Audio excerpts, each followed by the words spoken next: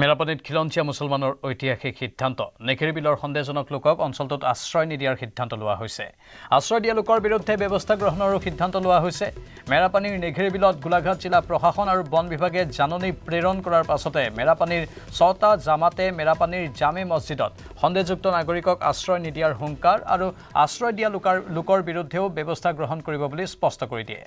উল্লেখযোগ্য যে মেৰাপানী চলংপথাৰ ভেলৌগুৰি ইছলামপুৰকে ধৰি 6টাকৈ জামাতে মেৰাপানীৰ জামে মছজিদত এই সিদ্ধান্ত গ্ৰহণ কৰে।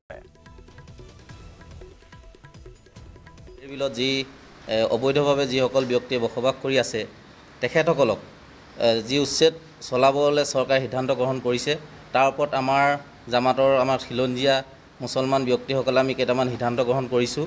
এই সিদ্ধান্তকেইটা আপোনালোকৰ সংবাদ মাধ্যমৰ যোগেদি আমি অৱগত কৰাব বিচাৰিছোঁ যে যিসকল ব্যক্তি এই যিসকল ব্যক্তি উচ্ছেদ কৰা হ'ব উচ্ছেদিত ব্যক্তিসকলক আমি আমাৰ জামাতত বা আমাৰ অঞ্চলত আমাৰ গাঁৱত তেখেতসকলক যাতে আমি কোনো স্থান নিদিওঁ এই বিষয়ে আমি সিদ্ধান্ত গ্ৰহণ কৰিছোঁ।